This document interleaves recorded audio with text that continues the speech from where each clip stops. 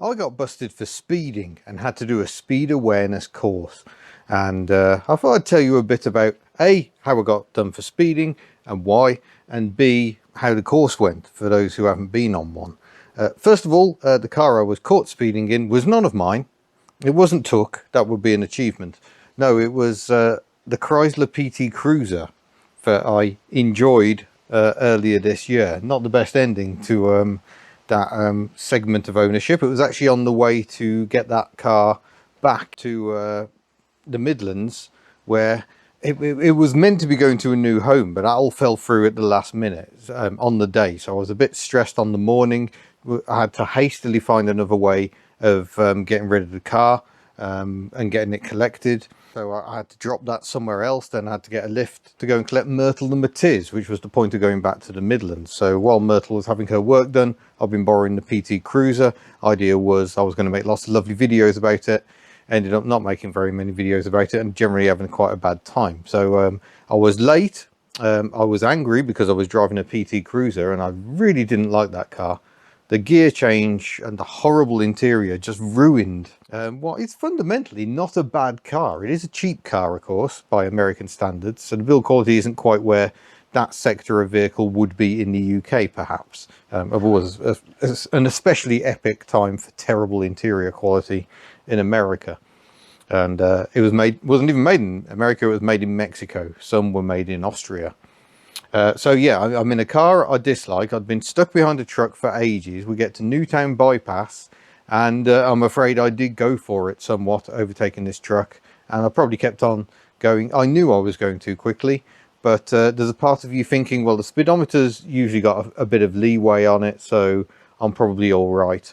But actually the PT Cruiser has a very accurate speedometer, so when it said 69 miles an hour, that's exactly what I was doing. I was so angry I didn't even see the speed camera van that managed to snap me, which is very irritating. I usually do spot them, and to be honest, I'm usually not speeding in the first place because I already think speeding is a bad idea.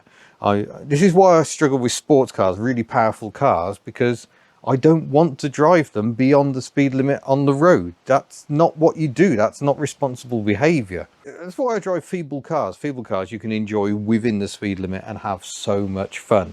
Fiat X19, a very good example of a car. I was hurtling around in that, but I never broke the speed limit at any point. And that's what makes that car great. You can have so much fun on ordinary road conditions, and that's great. So yeah, I knew I was speeding. I didn't think I'd get stopped, or rather stopped. I just got snapped. I didn't even see the van. The letter came through to the editor of Car Mechanics magazine rather embarrassingly, and I had to hold my hand up and say, yes, that was me. That all took a while to sort itself out, but eventually I got the thing saying you are going to be prosecuted unless you take the course. So you in England and Wales, not Scotland, you're not offered it in Scotland, you get offered the chance to do a speed awareness course, and they will take no further action. You don't get any points. You don't have to tell your insurance, so you don't end up with any... do check your insurance. Terms and conditions may vary. There's basically no impact of you doing this course. The hope is you won't do it again.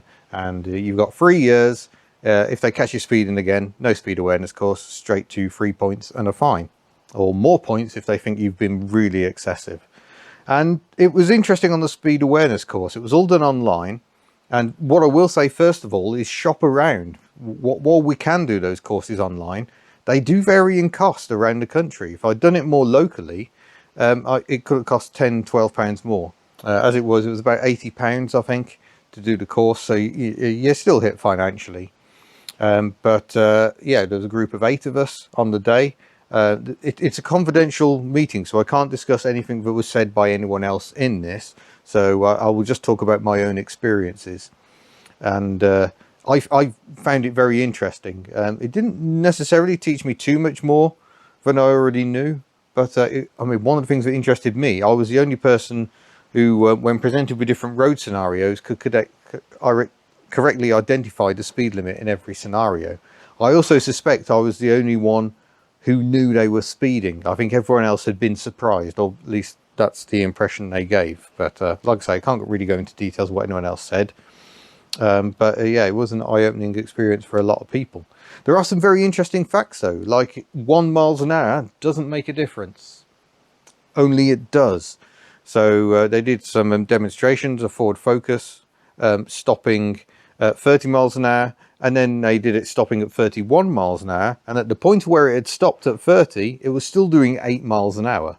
Now admittedly, 8 miles an hour, you're probably not going to do too much damage to someone, but this is still a big heavy vehicle. That's still not ideal. The other extreme is motorways, of course. So if you're doing 80 miles an hour on a motorway rather than 70, at the point you would have stopped if you were doing 70, you'll still be doing 23 miles an hour, and that's enough to have quite the crump. That's going to damage cars. It could injure people. And it's good to just make yourself think, just to remind yourself of what speed does, because modern cars insulate you from the speed so well that it's easy to speed without realizing, and you get so blasé about it because modern car brakes are so good. You think, well, I'll be able to stop it, it'll be fine. But you know, when you're doing 70-80 miles an hour, you're covering so much ground just thinking. So there is a time lag before you even hit the brake pedal. So it doesn't matter how good your brakes are, because if you're too close to someone driving too fast, you're going to smack into them before you've even had time to think about it if you're not maintaining a safe gap. And it was lots about more defensive driving as well. So what to do if someone's tailgating you, keeping a nice big gap in front. And I think that's something we can all, I think we're all guilty of driving a bit too close from time to time. And again, you think the brakes will save me. But yeah, I found it a really useful course. It wasn't too naggy. There was a little bit of don't do this again, but that's fair enough. It's kind of what the course is all about. But mostly it was about telling you the impact of excess speed, and also thinking about how you might behave differently in a situation.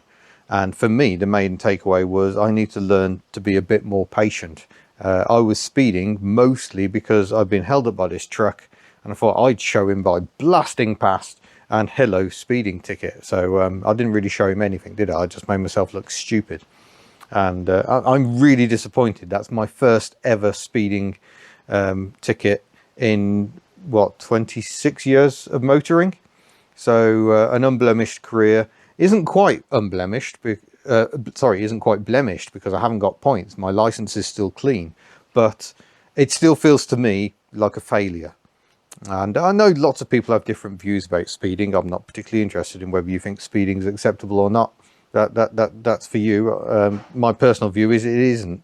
We do need limits. They may seem arbitrary and unnecessary, but the alternative is just chaos of let everyone pick their own speed. And if you let everyone pick their own speed, guaranteed they will all pick a speed that is way in excess of what's actually safe.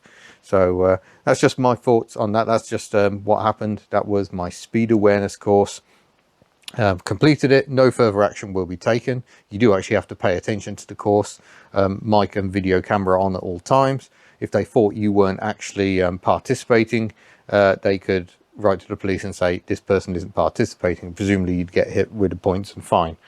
I'm not sure how that works, but yeah, it was an interesting and slightly chastening experience. So I'm disappointed with myself, but I don't mind admitting it to you, because I always report what's happening in my life, and that's a thing that did happen. So yeah, I've hopefully learnt my lesson. We'll be driving a bit more carefully with a bit more consideration for speed limits. And yeah, there we go.